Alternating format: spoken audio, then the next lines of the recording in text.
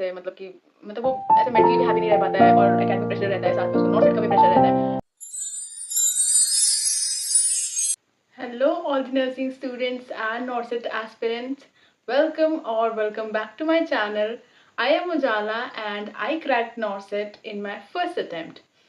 So here on this channel I will be guiding you with everything that you need to crack NORCET and achieve a top rank. So in today's video I am going to talk to you about the best time, the ideal time to start your preparation. So without any further delay, let's get started. किसी भी exam का preparation आप जितनी जल्दी start कर दें उतना अच्छा होता है। आजकल तो मतलब फर्स्ट ईयर सेकंड ईयर में ही बच्चे ऐसे प्रिपरेशन में लग गए हैं, कोचिंग्स वगैरह ले रखे हैं, एमसीक्यू प्रैक्टिस कर रहे हैं, नोट्स वगैरह बना रहे हैं। तो मतलब ज़रूरी भी है बिकॉज़ कंपटीशन इतना बढ़ गया है और नॉर्सेट के जो क्वेश्चन लेवल हैं वो भी टफ होते जा रहे हैं दिन पर दिन। नॉर्सेट टफ होता जा रहा है दिन पर दिन और लोग बढ़ रहे हैं, नर्सिंग में बहुत सारे लोग आ रहे हैं और सब लोग नॉर्सेट अटेम्प्ट कर रहे हैं। तो सबको एम्स चाहिए, तो जो कंपटीशन है वो बढ़ रहा है। तो जब कंपटीशन बढ़ता है तो आपको थोड़ा ज़्यादा मेहनत करनी पड़ती है, थोड़ा ज़्यादा टाइम देना पड़ता है। इट इज़ गुड कि आप जल्दी स्टार्ट कर रहे हो, बट जो एक आइडियल टाइम होगा ना, जो जिसको हम बेस्ट टाइम बोलेंगे कि अब तो स्टार्ट कर देना चाहिए, वो होता है आपका फोर्थ ईयर का starting. Why I am saying कि जो फोर्थ ईयर का बिगिनिंग होता है वो आइडियल टाइम है नॉर्सेट प्रिपरेशन स्टार्ट करने का।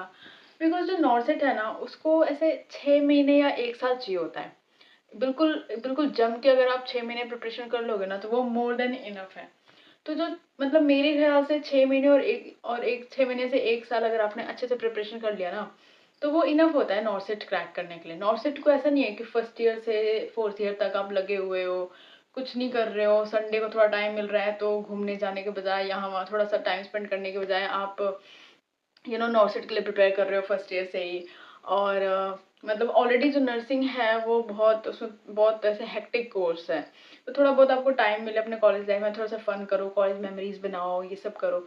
ऐसे नहीं कि बिल्कुल फर्स्ट ईयर से लग गए हैं नॉर्सेट प्रिपरेशन के लिए। ऑफ कोर्स जॉब सबको चाहिए, आपको बीएससी पास करते ही जॉब चाहिए, बट उसके लिए जो आपका लास्ट 1 साल है ना वो इनफ है। तो मेरे ख्याल से तो जो आपका फोर्थ ईयर जब आपका शुरू होता है तो वो बेस्ट टाइम है, वो आइडियल टाइम है कि आप अपना प्रिपरेशन स्टार्ट कर दो। जब आप अपना ग्रेजुएशन कर रहे होते हो तो ऐसा भी नहीं है कि आपको बिल्कुल टॉपर रहना है क्लास का, बिल्कुल ब्रिलियंट स्टूडेंट होना है, बहुत अच्छे मार्क्स लाने हैं तभी आप 6 महीने में या 1 साल में क्रैक कर पाओगे नॉर्सेट। ऐसा कुछ भी नहीं है।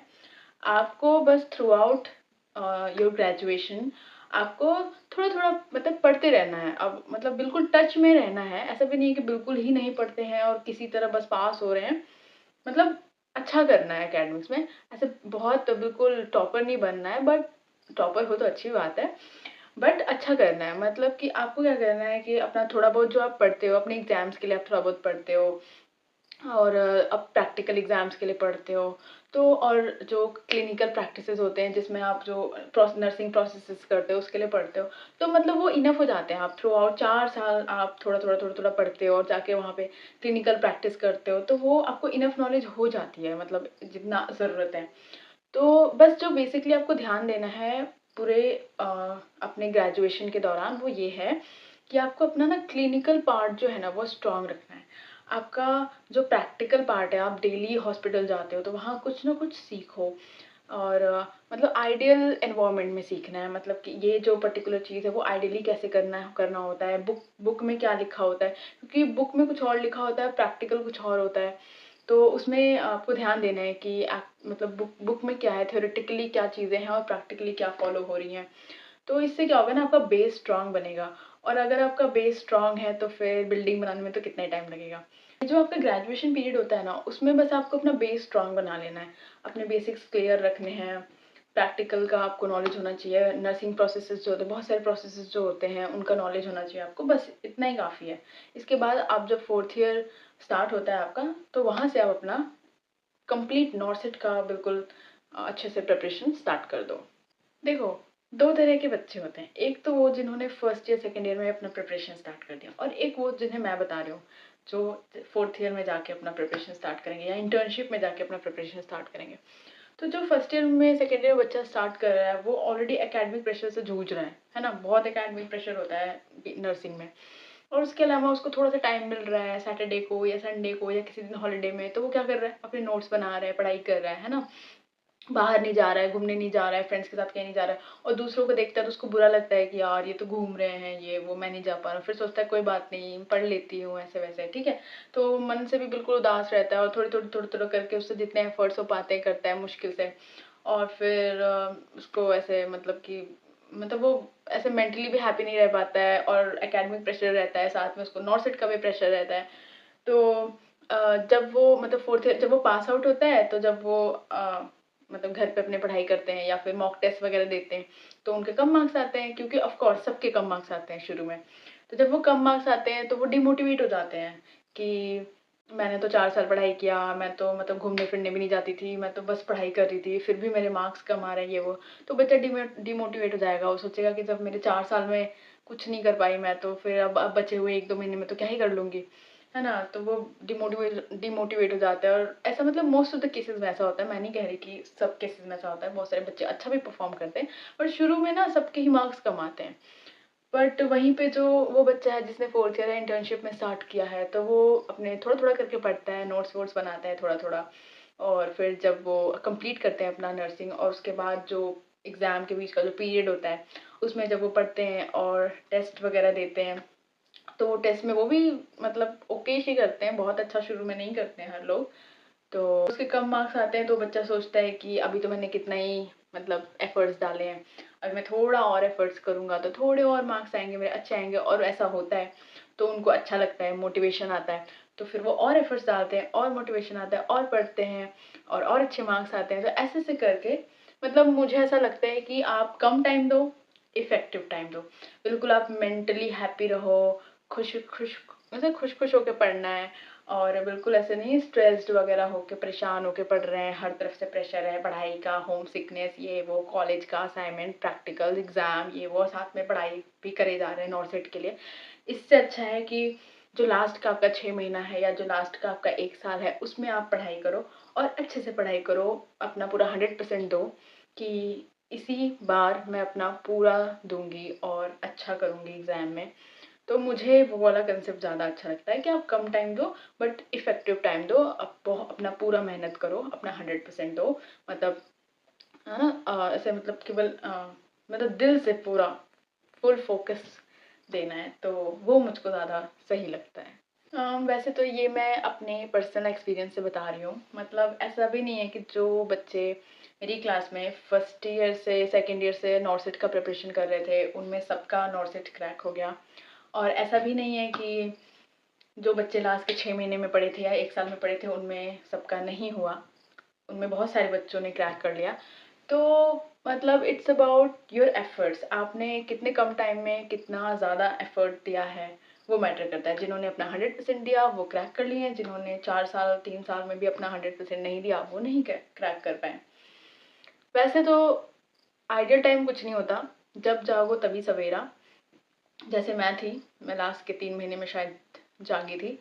बट इतना भी लेट मत जागो कि बहुत देर हो चुकी है, बिल्कुल एग्ज़ाम के 1 महीने पहले जाग रहे हैं कि अब पढ़ना है, तो वो काफ़ी मुश्किल हो जाता है। बट अगर आप 3-6 महीने पहले जाग जाते हो और डिसाइड करते हो कि अब मुझे अपना 100% देना है, तो आप हो you are in the queue और आप हो सकता है कर लो। आइडियल टाइम तो मैंने बता दिया, अब I will discuss how to start NORCET preparation, okay? कि कहाँ से स्टार्ट करें, कैसे स्टार्ट करें नॉर्थ सेट का प्रिपरेशन। तो सबसे पहले तो एक अच्छा ऑनलाइन कोचिंग परचेज करना है आपको। So you have to buy a good online coaching, ठीक है? एक अच्छे ऑनलाइन कोचिंग प्लेटफॉर्म से एक अच्छा कोचिंग खरीदना है आपको, और फिर उसके सारे वीडियोस देखने हैं एक एक करके और अपने सारे नोट्स बनाने हैं। तो वीडियोस को देखने हैं और उनको समझने हैं और फिर नोट्स बनाने हैं। अब चाहे आप रिकॉर्डेड वीडियोस देखो या लाइव वीडियोस देखो, वो आप पे है अपनी टाइमिंग के हिसाब से। तो वीडियोस देखने हैं और अच्छे से नोट्स बनाना है। अच्छे से नोट्स का मतलब होता है कि आपने अच्छे से नोट्स बनाए, मतलब कि आपके सेपरेट नोट्स कॉपीज़ हैं, है ना? पेजेस-पेजेस पे नहीं, या एक ही कॉपी में सारा लिख रहे हैं, ऐसा नहीं। एक सब्जेक्ट का एक कॉपी है, अगले सब्जेक्ट सब्जेक्ट का एक कॉपी है, ऐसे-ऐसे करके सुंदर सा नोट्स बनाना है। अगर आप मतलब अच्छे से क्लीन हैंड राइटिंग में लिखना है, अच्छे से बड़ा-बड़ा दिख रहा हो अच्छे से, और अगर आप कलरफुल लिखते हो तो बिल्कुल कलरफुल ना लिखना है। तो सुंदर होना चाहिए नोट्स, पता है? ऐसे मतलब बहुत सारे लोग डिसएग्री कर रहे होंगे मेरे इस पॉइंट से, बट ऐसे मतलब मुझे तो बहुत अच्छा लगता है कि मैं बिल्कुल अच्छा नोट्स बनाऊँ, बिल्कुल प्यारा-प्यारा हैंड राइटिंग में लिखूँ, कलर्स ऐड करूँ, अंडरलाइन करूँ। मैं जब पढ़ती हूँ तो मुझको अच्छा लगता है ऐसे। सुंदर है बुक्स से पढ़ना, सुंदर कॉपी से पढ़ना किसको नहीं अच्छा लगता है। मतलब एग्ज़ाम में मेरे साथ तो ऐसा भी होता है कि मुझको ऐसे याद आता है कि एक पेज पे ऐसे पर्पल कलर से अंडरलाइन किया था मैंने, क्या था वो, मतलब ऐसे करके मेरे साथ ऐसा होता है, इमेज बनता है मेरे ब्रेन में। तो मुझे तो ये चीज़ बहुत अच्छी लगती है। मतलब आप एग्री करो तो आप फॉलो करो, आप नहीं एग्री करो तो अप टू यू, आपको जैसे नोट्स बनाने हैं बनाओ। बट मैं ऐसे बोलूँगी कि आप अच्छा क्लीन एक नोट्स बनाओ, जो पढ़ने में ऐसे मन करे पढ़ने का। पूरे 1 साल ना आपको वीडियोज़ देखना है, उसको समझना है और नोट्स बनाने हैं।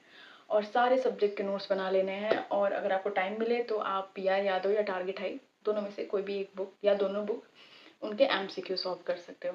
तो आपने क्या किया, आप नोट्स बनाओ, वीडियो देखो, वीडियो को समझो, टॉपिक समझो, और हाँ, उनको अपने क्लिनिकल में भी अप्लाई कर सकते हो, है ना? और अच्छे से नोट्स बनाओ, और थोड़ा बहुत जो आपको टाइम मिले उसमें थोड़ा बहुत एमसीक्यू सॉल्व करो, पीआर यादव, टारगेट हाई वगैरह से। शुरू में यही 2 बुक काफ़ी हैं, इनके अलावा और बुक्स पे जाने की ज़रूरत नहीं है स्टार्टिंग में। और जैसे ही आपका 4th ईयर फिनिश होगा ना, तो आपके पास आपके नोट्स होंगे, तो आप बस उन नोट्स को पढ़ोगे, एमसीक्यू प्रैक्टिस करोगे और मॉक टेस्ट दोगे, और पूरे एग्ज़ाम तक आप यही करोगे। तो ऐसे क्या होगा कि आपका बहुत अच्छे से प्रिपेयर हो जाएगा, आपको एमसीक्यू प्रैक्टिस की अच्छी हैबिट हो जाएगी, और आपकी थ्योरी बिल्कुल बार-बार रिवाइज़ करके, बार-बार रिवाइज़ करके बिल्कुल रट जाएगी, और आप नॉर्सिट के लिए बहुत अच्छे से प्रिपेयर हो जाओगे। So this was all about today's video. I hope आपको इस वीडियो से थोड़ी हेल्प मिली होगी। For more such guidance, tips and tricks, do subscribe my channel and stay tuned. So thank you for watching. Bye bye. Stay healthy and happy.